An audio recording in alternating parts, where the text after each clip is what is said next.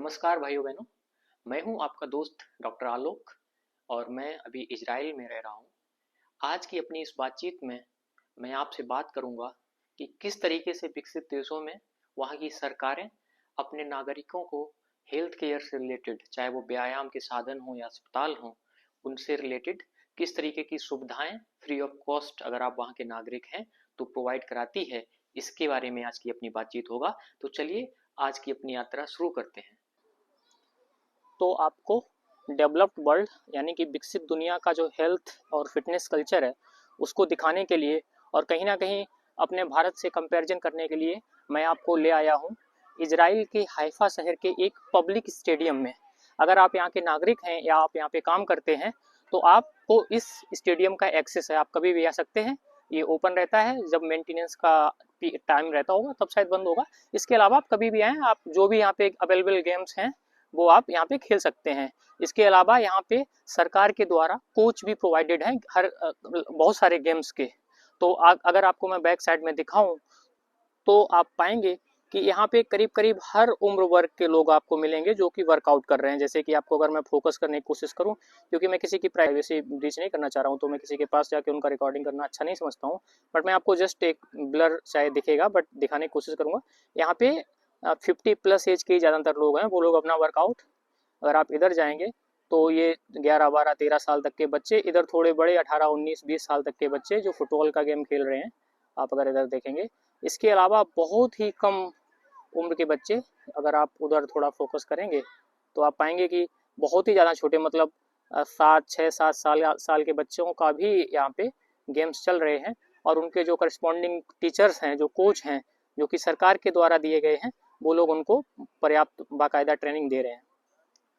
तो अगली बार जब हम अपने दिल्ली या किसी भी टूरिस्टिक शहर में लोगों को देखते हैं, चाहे वो यूरोपियन लोग हों या यूएस के हों या फिर किसी भी डेवलप वर्ल्ड के किसी कंट्री के हों, तो आपको पता चलेगा कि उसके पीछे सरकार का बहुत बड़ा मेहनत, सरकार की बहुत सारी सुविधाएं हैं वो हैं, क्योंकि वो बचपन से ही बहुत ही छोटी एज से 3, 4 साल, 7, 8 साल से एक स्पेसिफिक गेम या जिसको जो भी पसंद हो वो चूज करते हैं। और कहीं ना कहीं काफ़ी, मतलब यंग एडल्ट होने के बाद भी वो लोग कंटिन्यू रखते हैं, वो चाहे प्रोफेशनल खेलें ना खेलें। बट इन सब देशों के मोस्ट ऑफ द पीपल कोई ना कोई एक चीज़ में काफ़ी ज़्यादा एक्सपर्ट होते हैं। तो बहुत बड़ा कारण है पब्लिक जो स्पेंडिंग है, मतलब जो गवर्नमेंट स्पेंडिंग है उसका किसी भी विकसित देश के नागरिक को स्वस्थ बनाने में। तो ये जो अपनी वीडियो है इसका मेन मोटिव ये है कि कहीं ना कहीं मैं ये दिखा पाऊँ कि कैसे एक बहुत बड़ा रोल अदा करती है गवर्नमेंट हमारे अपने हेल्थ में, और हम अभी किस स्तर पे हैं, हम अभी कहाँ पे हैं, हमें कितनी और कोशिशें करनी पड़ेंगी तब कहीं ना कहीं हम इनके बराबरी पे या एटलीस्ट इनके कंपैरिजन में हम इनसे अपने आप को कंपेयर कर पाएंगे। तो अभी आप में इस स्टेडियम का जो बोर्ड है वो मैं आपको ज़रा दिखाने की कोशिश कर रहा हूँ, क्योंकि इसमें अपने आप में काफ़ी हिस्टोरिकल है। इसका नाम है कर्ली क्रेनर मेमोरियल स्टेडियम, और अगर आप इंग्लिश में पढ़ेंगे तो आप पाएंगे कि in memory of the 11 Israeli athletes who were murdered at the Munich Olympic Games in 1972। तो 1972 के जो ओलंपिक गेम्स थे उनमें जो 11 इजरायली जो एथलीट थे उनका मर्डर हो गया था, उनके याद में इसको बनाया गया है। और नीचे जितने भी डोनर्स रहे होंगे बनाने के लिए उन सब डोनर्स के एक एक करके नाम है। तो इस वीडियो के बनाने के पीछे का मोटिव जो जो मुझे बहुत इंस्पायरिंग लगा और सरप्राइजिंग भी मेरे लिए था, जो कि हमारे लिए शायद बहुत काम की चीज़ है। हमारे लिए जब मैं बोल रहा हूँ तो मतलब भारतीयों के लिए, स्पेशली नॉर्थ के वो स्टेट्स जो लो इनकम स्टेट्स हैं जहाँ पे सच में अभी भी सैनिटेशन और बहुत सारी दिक्कतों का सामना करना पड़ रहा है जनरल पब्लिक को। जो मुझे बहुत सरप्राइजिंग और बहुत ही अच्छा लगा वो ये कि यहाँ पे जो विमेन हेल्थ को लेकर, जो महिलाओं की स्वास्थ्य को लेकर जो मेजर्स हैं, जो पॉलिसीज हैं, वो सच में बहुत ही काबिल तारीफ है। जब मैं पहले दिन यहाँ पे आया तो मैंने देखा 11 से 12 साल की बच्चियां यहाँ पे स्प्रिंटिंग कर रही हैं, मतलब तेज धावक जिसको बोलते हैं ना, स्प्रिंट दौड़ मार रही हैं।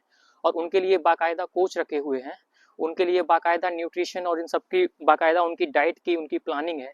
एक दो लोगों से मैंने बात भी करी, अभी भी कुछ लोग प्रैक्टिस कर रहे हैं, बट मैं just because of the privacy stuff I'm not going to show you those people because they are in shorts and sports costumes and everything. So जो बात जो मैं कहने जा रहा हूँ कि जैसा कि हम मानते हैं कि अगर घर की हमारी कोई बहन, मतलब कहने को महिला अगर स्वस्थ है तो पूरा परिवार स्वस्थ होता है। तो ये लोग 11-12 साल से ही जो एक हेल्थ कॉन्शियसनेस, एक फिटनेस कल्चर जो यहाँ का है, उसकी वजह से जो यहाँ की महिलाएं हैं, जो बेटियां हैं, वो जो स्वास्थ्य को लेके जो सजग होती हैं, जो उनकी कॉन्शियसनेस होती है, वो बहुत अच्छी होती है। इसकी वजह से वो आजीवन बहुत ही स्वस्थ रहते हैं। 70-80 साल के लोग यहाँ पे स्विमिंग करते हैं। उसका एक बहुत बड़ा रीजन ये पब्लिक और ये जो गवर्नमेंट सोर्सेस है और गवर्नमेंट जो सुविधाएं हैं, आप देखेंगे आप इतना अच्छा सिंथेटिक ट्रैक शायद अपने हम जो स्टेट लेवल, नेशनल लेवल के जो एक्चुअल एथलीट्स हैं उनको ही प्रोवाइड करा पाते होंगे। जनरल पब्लिक अगर के लिए कहीं भी हैं भी तो बहुत ही एलीट क्लास और जो लोग पेमेंट और मतलब करते हैं उनके लिए शायद हो पाता होगा, बट पब्लिक, जनरल पब्लिक के लिए इस टाइप का अरेंजमेंट, इस टाइप की व्यवस्थाएं शायद ही बहुत मुश्किल हैं। तो जिस एज ग्रुप की मैं बात कर रहा हूँ अभी, 10 से 19 साल, मतलब करीब करीब टीनेजर ग्रुप जिसको बोला जाता है, अगर अपने यहाँ हेल्थ केयर की बात करूँ तो आप एलीट क्लास मतलब टॉप 10% को छोड़ दें तो medium, middle class, upper middle, lower middle, इस पूरे स्पेक्ट्रा की जो पॉपुलेशन है, जो मतलब विमेंस हैं, जो लड़कियां हैं टीनेजर ग्रुप की 13-12 साल से लेकर 19 साल तक की, डेटा कहता है कि करीब करीब अगर आप एवरेज आउट करें, मतलब सबका मीन ले लें, अनुमान करें, तो आपको करीब करीब 67 से 68% जो बच्चियां हैं वो एनीमिक है, मतलब उनके अंदर खून की कमी है। और ये डेटा मैं मीन बता रहा हूँ, मैं एवरेज करके बता रहा हूँ। मैं अगर आप यही अगर किसी अर्बन स्लम में या किसी रूरल एरिया में जाएंगे तो पाएंगे कि ये डेटा हो सकता है 80% तक चला जाए। और ये जो डेटा है ये स्कूल से लिया गया है, 20-30,000 लोगों का, मतलब बच्चियों का, उसके बेसिस पे ये स्टडी है। तो आप अगर सच में, मुझे लगता है अगर सच में पूरा सैंपल साइज बहुत बड़ा किया जाए, 5-10 लाख बच्चियों का डेटा लिया जाए, तो मुझे लगता है ये 67 का 70 भी हो सकता है। और ये जो मैं स्लम, अर्बन स्लम्स की बात कर रहा हूँ या ग्रामीण इलाके जहाँ पे अभी भी बेसिक सैनिटेशन की व्यवस्थाएं नहीं है, वहां पे हो सकता है ये डेटा 80% तक जाए। और ये जो एनीमिया है, मतलब खून की कमी है, ये जो रोग हैं ये इतने ज्यादा बाद में प्रॉब्लम क्रिएट करते हैं कि इन्हीं बच्चियों को थैलीसीमिया जैसी बहुत ही मतलब स्ट्रिंजेंट प्रॉब्लम्स स्टार्ट होती हैं और उनका फिर बहुत सारी प्रॉब्लम्स, फिर जो बच्चे आते हैं नेक्स्ट जनरेशन में उनको भी प्रॉब्लम्स स्टार्ट होती हैं। तो कहने का मतलब ये है कि जो विमेन हेल्थ अपने यहाँ है वो सच में ही बहुत डामाडोल है।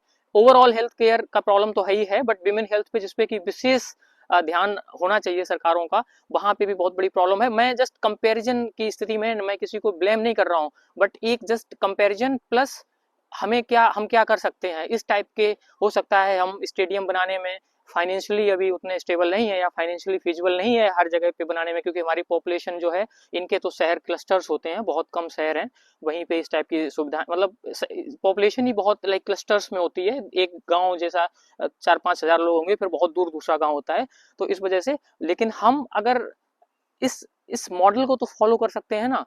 अगर जो मैं बातें कह रहा हूँ वो हो सकता है ही हरियाणा या केरला जैसे, जहाँ पे सुविधाएं थोड़ी हद तक या कुछ हद तक वहाँ के लोग हेल्थ कॉन्शियस हैं, या फिर जहाँ की सुविधाएं भी थोड़ी अच्छी हैं, वहाँ पे पूरी तरीके से सच ना हो, या जो मैं डेटा कह रहा हूँ वो प्लस माइनस रहेगा, बट ट्रेंड जो है, मतलब जो जो स्थिति है वो कहीं ना कहीं ऐसी ही मिलेगी।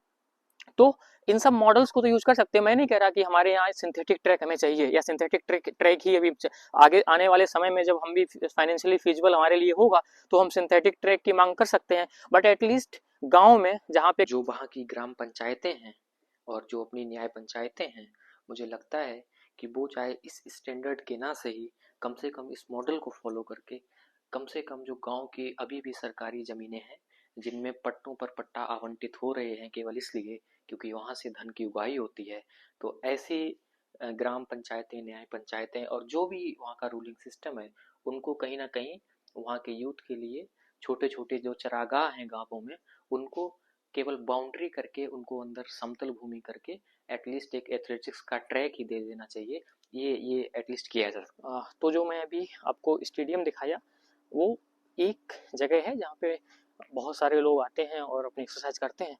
उसके अलावा अगर आप किसी इंस्टीट्यूट या आप किसी ऑर्गेनाइजेशन में काम करते हैं तो वहाँ पर भी स्पेसिफिकली हेल्थ ओरिएंटेड बहुत सारे अपैरेटस आपको मिलेंगे। अगर आप किसी यूनिवर्सिटी में या कहीं भी हैं तो आपको हेल्थ के लिए जिम वगैरह अलग से भी मिलते हैं।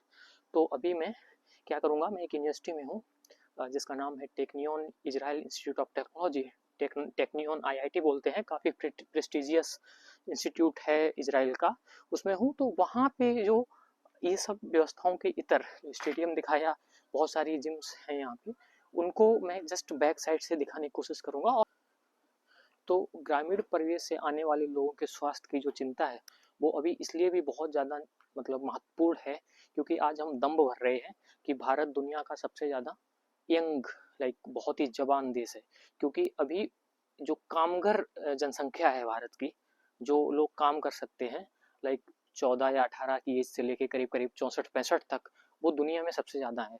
जो कि अगर आप डेटा देखेंगे तो करीब करीब 68% है, which is very good. I mean अभी अगर देखा जाए, बट जो दिक्कत आने वाली है अगले 30-40 साल में, उसके बारे में अगर आप सोचना शुरू करेंगे तो सच में दिक्कतें बहुत बड़ी हैं।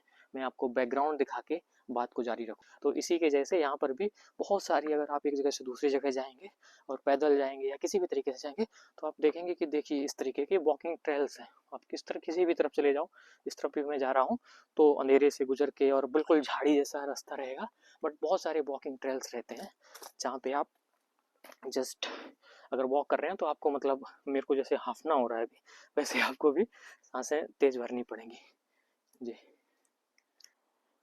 तो जो आप आज हम दम्भ भर रहे हैं कि भारत दुनिया का सबसे ज़्यादा जवान देश है, ये जो पॉपुलेशन है जो कि अभी कामगर है, इसके बावजूद एक इंडिकेटर होता है जिससे हमें ये पता चलता है कि एक आदमी पे कितना फाइनेंशियल प्रेशर है। उसको बोलते हैं डिपेंडेंसी रेशियो।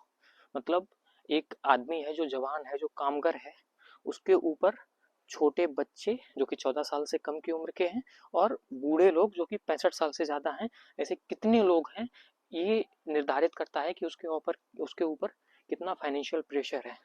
तो अगर आप ये अभी अगर भारत का देखें, जबकि जवान जनसंख्या भारत में सबसे ज़्यादा है, तो अभी करीब करीब 46% है। मतलब एक आदमी के ऊपर करीब करीब आधे आदमी का, आधा मतलब आधा नहीं बट जिम्मेदारियां जो है वो 2 बच्चों पे एक पेरेंट की हैं।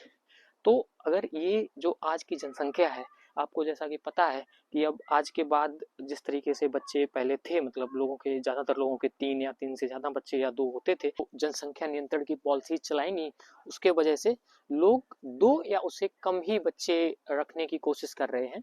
तो आगे जो आने वाली सिचुएशन है वो सच में प्रॉब्लमेटिक होगी। उसका एक कारण ये है कि जो अभी जवान पॉपुलेशन है, मतलब जवान लोग हैं जो अभी काम कर रहे हैं, वो 64% है। इसके बावजूद उनके ऊपर करीब करीब 2 बच्चों पे एक पेरेंट का रिस्पॉन्सिबिलिटी है, क्योंकि पेरेंट अभी उस ग्रुप में नहीं पहुंचे। जैसे जो बच्चा 46 साल का आदमी है, उसके पेरेंट्स ही अभी 66 या 70 की एज ग्रुप में है, जिसपे उन पे डिपेंडेंसी आ रही। इसके अलावा जो बच्चा अभी 20 साल का है, उसके ऊपर डिपेंडेंसी नहीं, क्योंकि उसके पेरेंट भी वर्किंग है। बट आगे आने वाली जो दिक्कत है वो बहुत बड़ी है सच में। अगर आप सोचेंगे कि ये जो अभी वर्किंग क्लास है, मतलब जो अभी 14 से 64 तक की एज के लोग हैं, वो जब बूढ़े होंगे और उनके बच्चे जो कि मुश्किल से 2 या 1 रहेंगे, और लोग 2 पेरेंट का जिम्मेदारी एक बच्चे पे आएगा, और जिस टाइप की हेल्थ केयर व्यवस्थाएं इन बच्चों को मिल पा रही हैं, उनका स्वास्थ्य जिस तरीके का है, वो ये जिम्मेदारियां कैसे झेलेगा? ये बहुत बड़ा क्वेश्चन है, और अभी राइट टाइम है इसके बारे में सोचने का और कुछ ना कुछ एक्शन लेने का। अगर ये चीज़ में हम लेट हुए तो दिक्कतें सच में बीभत्स हैं, भयावह हैं, और हमें इनके बारे में सोचना पड़ेगा। जो पॉपुलेशन पिरामिड है, जो कि जनसंख्या दिखाता है कि किस एज ग्रुप में कितने परसेंट लोग हैं, वो ये इंगित कर रहा है कि 2050, 2060-70 के आसपास ये जो डिपेंडेंसी रेशियो है जिसकी मैं बात कर रहा था, वो 70-80 से लेके 98% तक पहुंचने वाला है 2070 में। ये सच में इतना बड़ा प्रॉब्लम क्रिएट करेगा कि घर में 4 लोग होंगे एक फैमिली में, और 4 में से एक आदमी काम करने वाला होगा और वो भी बीमार होगा। आप सोचिए कि हम अभी कहाँ पे हैं, हमारे जो मानक हैं, हमारे जो मेजर्स हैं, जो चीज़ें हम कर रहे हैं स्वास्थ्य को लेके, वो हम कितने सजग हैं उनके लिए, हमें कितनी और ज़रूरतें हैं। और इन सब के ऊपर जिस टाइप का हमारा फूड कल्चर बनता जा रहा है, अगर आप नॉर्थ के स्टेट्स में जाएंगे तो जो चिली पटेटो और चिली चाउमीन ने जो धमाल मचा रखा है, उसका योगदान भी कहीं ना कहीं इतिहास में बहुत बड़ा होगा हमारी स्वास्थ्य व्यवस्था को ध्वस्त करने के क्रम में। तो चलिए आज के इस वीडियो को अपनी इन चिंताओं और इस उम्मीद के साथ कि शायद ये जो कोशिश है ये उन लोगों तक पहुंचेगी जिनको इस पर काम करना है, यहीं इस वीडियो को ख़त्म करते हैं।